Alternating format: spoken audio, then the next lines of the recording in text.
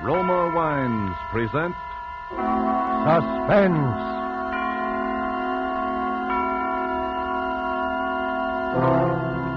Roma Wines, made in California for enjoyment throughout the world.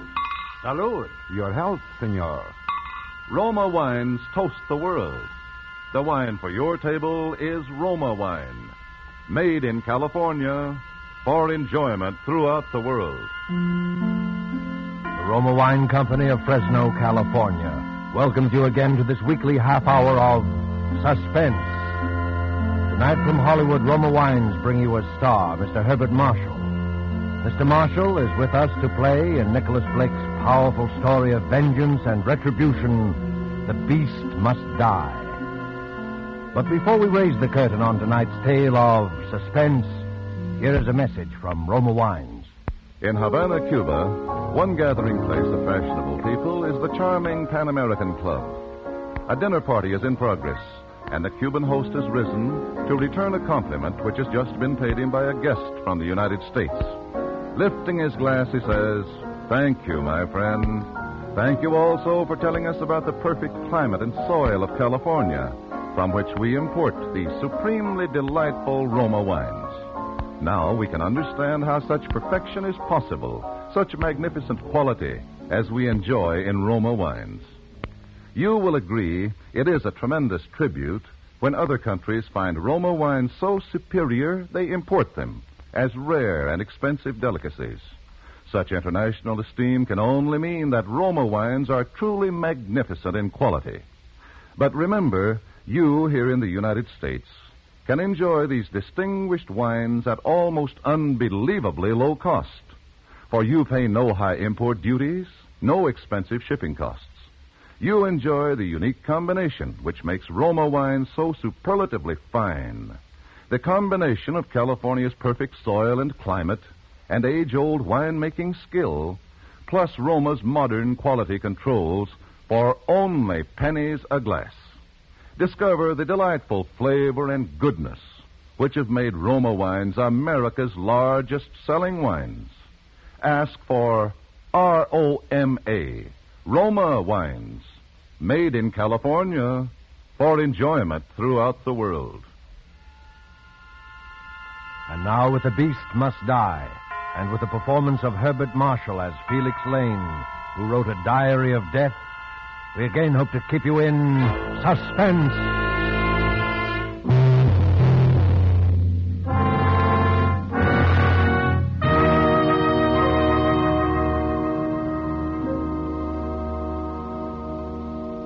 I am going to kill a man. I don't know his name. I don't know where he lives. I have no idea what he looks like. But I'm going to find him and kill him. Well, Mr. Lane? I wrote those words, if that's what you're asking, Inspector, and I meant them. Apparently you did. Well, whatever possessed you to write such a document? Vanity, for one thing, I suppose. A record for posterity of the perfect crime. As you know, I am a writer by profession. I think more clearly on paper. By keeping this diary, I was able to plan my murder step by step. But you found out that a real-life murder could not be carried out so easily as the murders you wrote about in your detective novels, eh, Mr. Lane? I wouldn't go so far as to say that, Inspector. In fact, except for the ending, I think this diary is quite the best murder story I've ever written. And quite the most incriminating document I've ever known a prospective murderer to leave lying around. Incriminating? In a way, I suppose. In another way, this diary might turn out to be my best defense. Well, how do you figure that, Mr. Lane? Well, supposing I read some parts of it aloud to you and let you decide for yourself. Very well, Mr. Lane. Far away. That was my first entry, June 18th.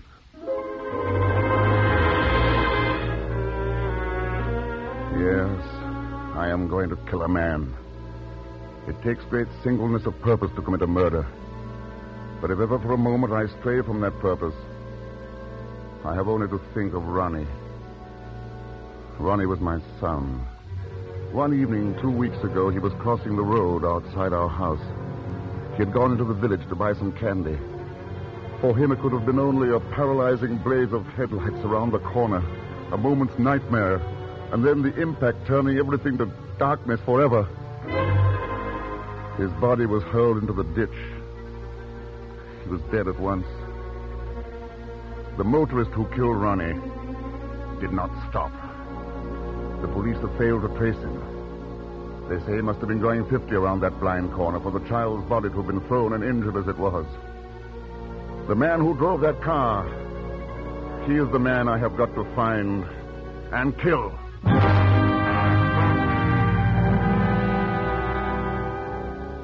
June 25th. I found my first clue today.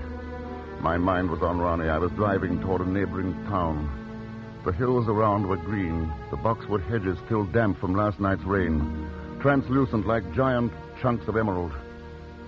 Suddenly, the front wheels of my car hit into a great puddle. A sheet of water splashed up over the front of the windshield and drenched me from the side. I pulled up at the far side of the water splash. I got out, cursing myself for my preoccupation, and began mopping away at the windshield. A man leaning over a farm gate addressed me. What? Looks like you got a proper shower bath, mister. Yes. I've been pestering the county for months to repair that hole in the road. People always driving into it and splashing themselves all over. Funny thing of all, though, was about a fortnight ago when a chap tried to use it to get a free car wash. Oh, really? Yeah, it was my wife's birthday, to be exact. About 8 o'clock, we was on our way to Cheltenham to see the picture show.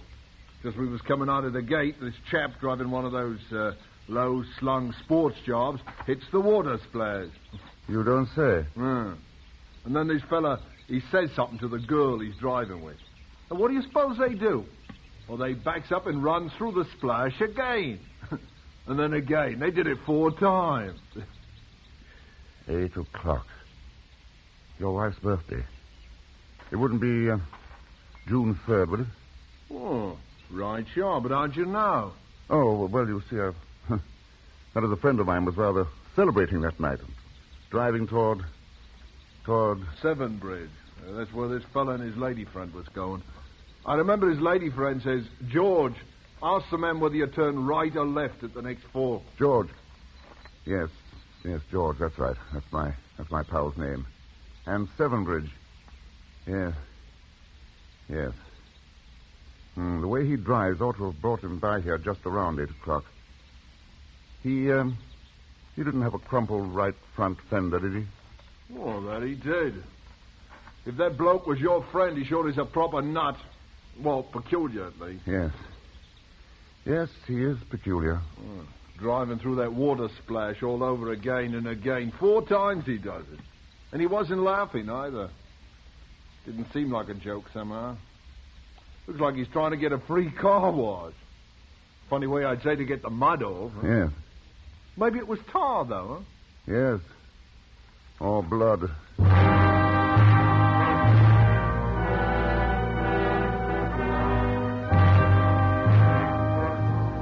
July 12th, at Severnbridge. I've talked to any number of the town's people, and I've met a number of Georges, but not one of them have owned or driven a low-slung sports job.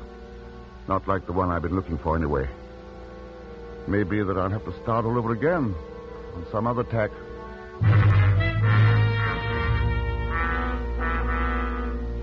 July 14th. I was returning to the inn this afternoon when I noticed a car parked on the side of the road up ahead. A girl with bright hair was working at the front wheel, and a small lad beside her was doing his best to help. I pulled up beside them. It was a low-slung sports job.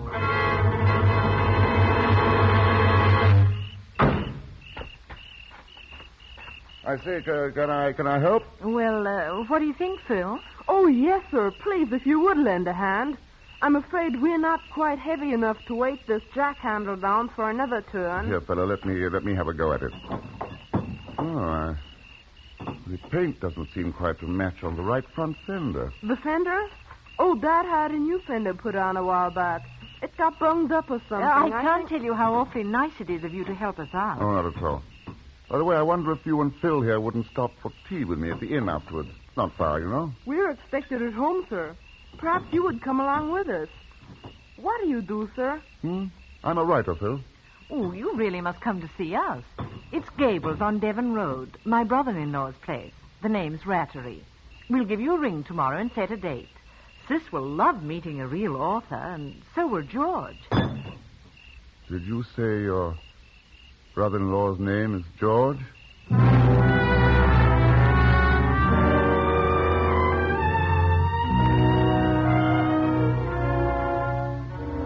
July 16th.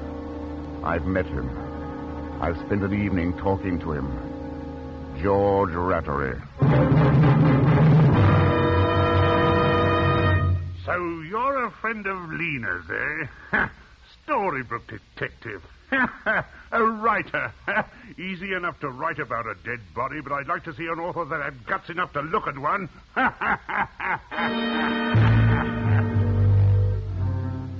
I had been more than a little afraid that George might turn out to be a sympathetic character.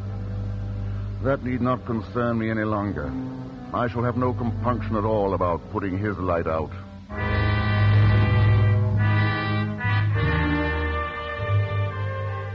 It appears that George is the half-owner of a garage down in town. A man by the name of Carfax is the other partner. A garage. That would explain how the damaged fender got itself fixed without the police knowing. How can a beast like George have a fine young son like Phil?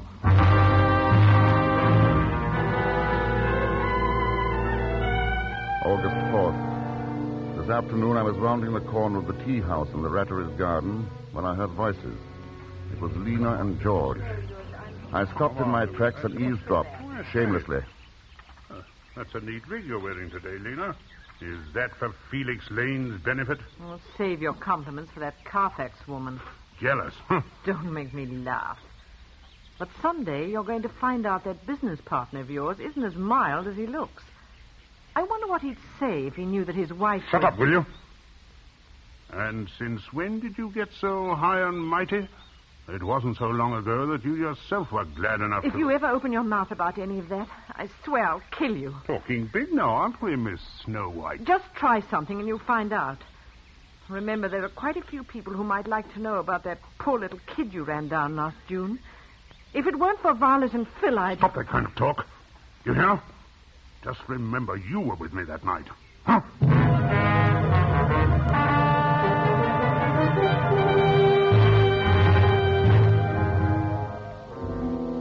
August 5th. Had a look around the Rattery Carfax garage this afternoon. Told George it might come in useful as material in my book. All at once I heard a shot. And there stood George blazing away over the plot in back with a rifle. I went up to him. Ah, it's another one of those pests out of the way. We've tried everything. Traps, poison, rat hunts. We can't keep them down. That's a nice rifle. Gave it to Phil last birthday when he came back from school in Switzerland. Much too good for him. Yeah, like to have a go at him? I raised the rifle and sighted. George's back was to me. By shifting a few inches to the right, the bullet should enter the base of the brain. Who could prove that George hadn't suddenly stepped in my way? My finger tightened on the trigger. I say, George, I can't find that new tin of rat poison. Phil was spreading some out in the dump yesterday. I wonder where he put it. Oh, hello there, Lane. Hello, Carfax. Watch out where you're pointing that gun. We wouldn't want anything to happen to the senior partner, eh? Not very funny.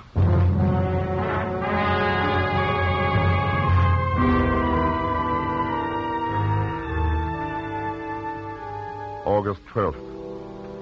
I am now a guest in the house of the man I'm going to kill.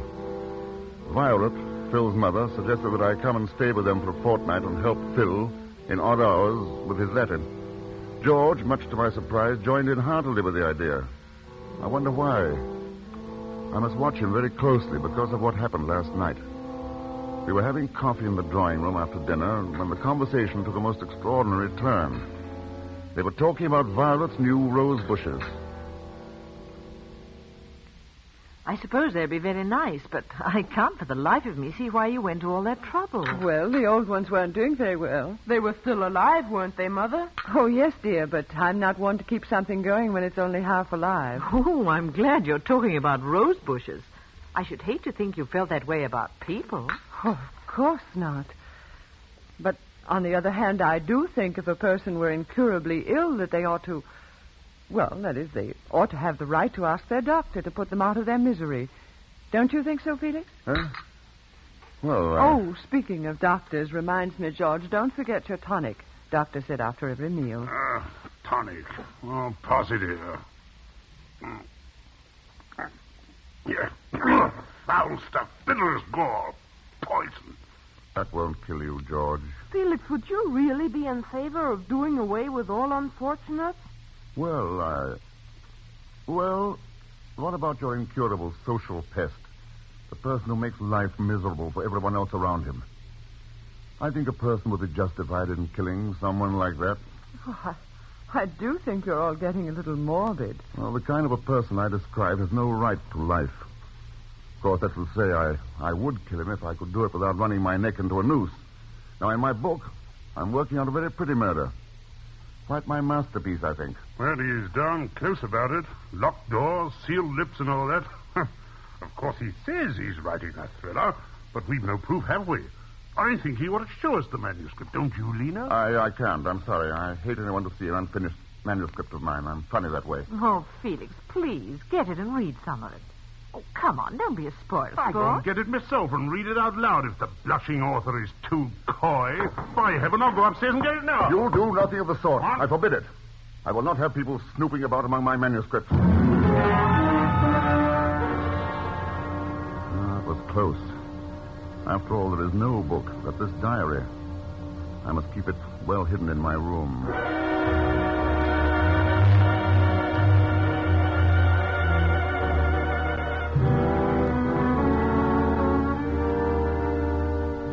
August 16th. At last I had my plan. It took a great deal of subtle taunting and persuasion, but it came off at last. George is going sailing with me this afternoon.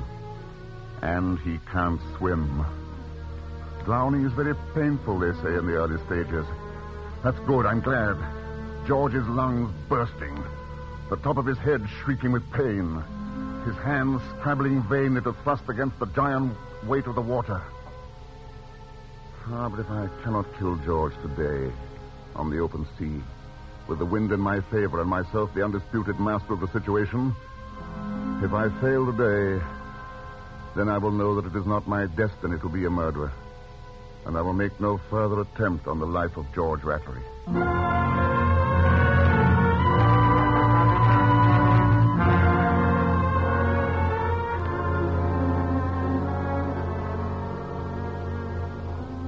And that, Inspector Blunt, is the last entry in my diary. But you and George did go sailing, didn't you? Yes, it was after lunch on the same day. We walked down to the docks together. George, as you can imagine, was rather clumsy about a boat.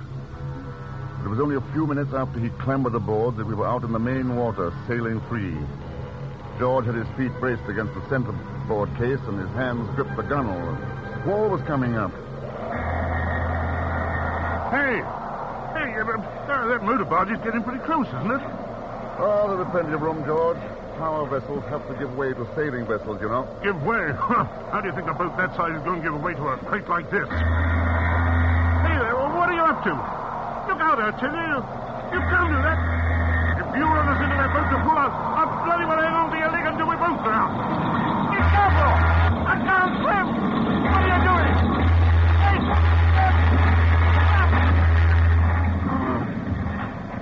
It's a bit close, but perfectly safe.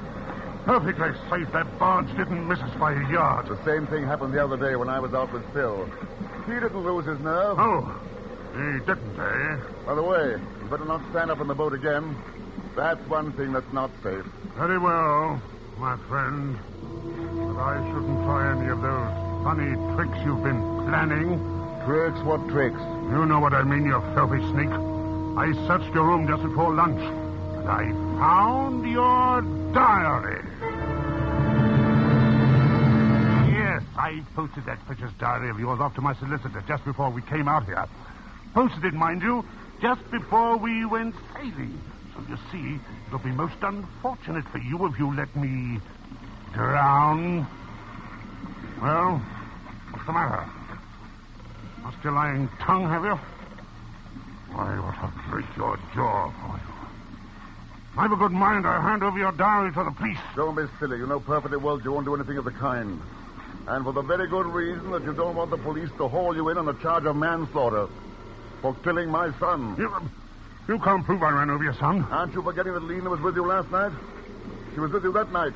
The police will get a confession out of her in no time. Why, if I ever see you again after the day you slug, I'll bet you into a jelly. Oh, shut up, George. I guess we've both been a little too clever. It looks like a stalemate.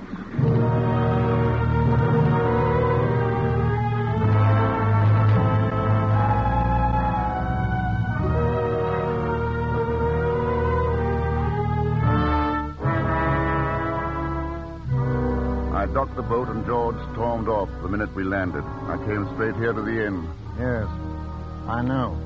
Perhaps it's just as well I didn't succeed. Going back to writing detective stories after committing the perfect crime would be like going back to playing with tin soldiers after winning the Battle of Waterloo. You seem to be awfully sure of your alibi.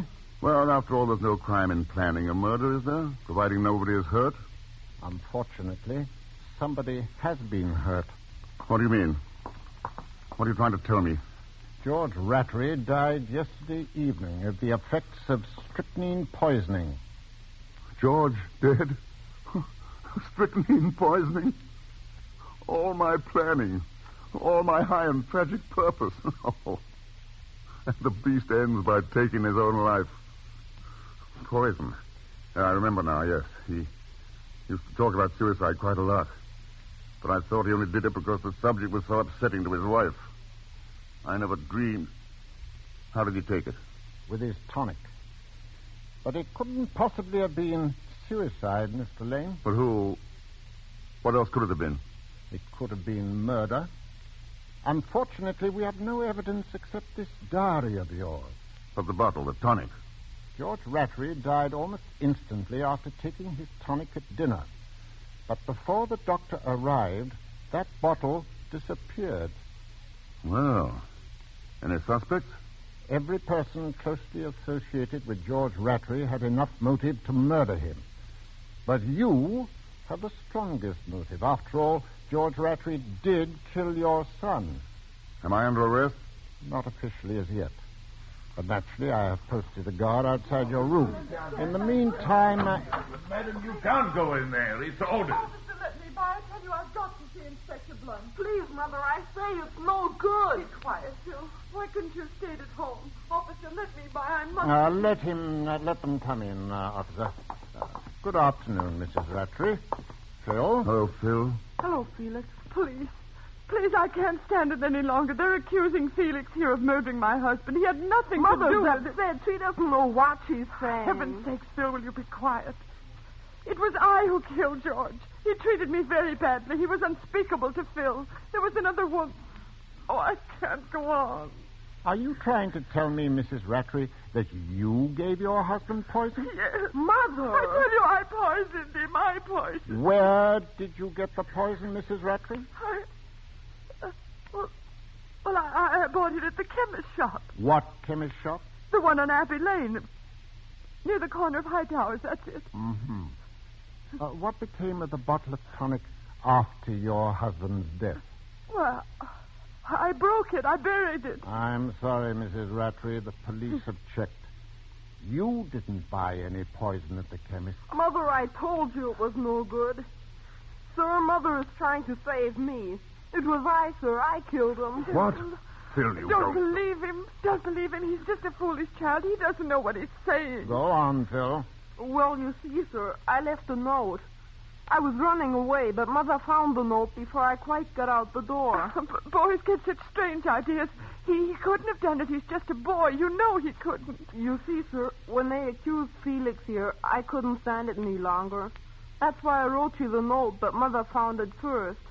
She said if she confessed, they wouldn't do much to her. The police would understand. Felix, make them believe me. I can prove I did it. Go on, Phil. You say you can prove it. Now, what do you mean? I have it in my pocket, sir. I've had it hid ever since. See, here it is. It's still half full. It's Dad's bottle of tonic. Phil, where did you get that? I took it off the buffet after the doctor said Dad was dead. This is very serious, Phil. You know that. He's lying. He couldn't have. He's just a little boy. Please, all of you. I have a favor to ask. Let me talk to Phil alone for a few minutes. It won't hurt anything. I think I may be able to help solve this whole thing. Phil didn't do it. Violet's right. Yes, but the bottle. Just give Phil and me 10 minutes alone. Very well. We'll wait outside.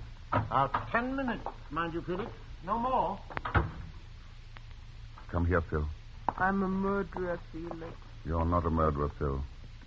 No one could ever tell me that. Now listen, no. We've gone all over that. I killed him. He beat Mother. I killed him, I Stop tell that, you. Phil. I know better. They thought you did it, Felix. I heard them talking about your diary. You wanted to kill him. You said so in your diary. Maybe I did, but... They'd hang you, Felix. So that's why you wrote the note and pretended you did it. Yes, I saw you in the pantry with Dad's bottle of tonic before you went for the sale with him. You saw me? Oh, I'm sorry, Phil. Sorry you saw me. Naturally, you jumped to the conclusion that I... Oh, poor little man. Well, there's nothing for you to worry about now, Phil. You mean they're not going to hang you, Felix? They're not going to hang me. You won't let them do anything to you, will you? No, Promise me. I won't let them do anything to me. But, Phil, there are other things for you to think about now. Now that your father's gone, you're head of the house. That's a man's job, Phil. There's a lot you've learned about courage these last few days. Living takes a lot of courage. This is pretty grown-up talk, Phil. Do you understand me? I'm trying, Felix. You remind me a lot of my own son. You mean the boy my father ran That's over? right, Phil. Yes, you're a lot like him. Would he have gone sailing with us? Yes. I think Ronnie would have been quite a sailor. Could we go sailing tomorrow, Felix? Not tomorrow. Are you going away? Yes, Phil. But not as far as most people might think. You sound very strange, Felix. I have a note to write. Got to make everything shipshape. You go on out to your mother and tell them they may join me in a few minutes. Oh, can't I wait, Felix? No, Phil, go ahead now. But I'd like... Those are orders. Skipper's orders. Aye, sir. Goodbye, son.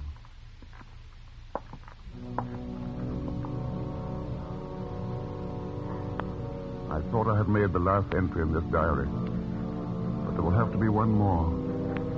This diary was kept for one purpose. To make George and the police believe that I planned to kill the beast by drowning him.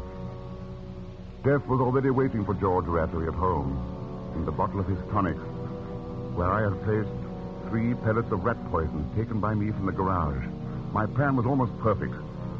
The only thing I didn't expect was that someone loved me enough to try to destroy the evidence I had so carefully planted in an effort to help me, and even to confess to my crime in order to save my skin. I know now that my life ended with the death of my son, Ronnie. It seems that I must have just come back to life for a few weeks to save Phil. Yes, I killed George Rattery. I have no regrets. I might have known that the matter would be taken care of fittingly. It says in the Bible, the beast must die, but the man dieth also. Yea, they both must die. George was right about that tonic of his. It is very bitter.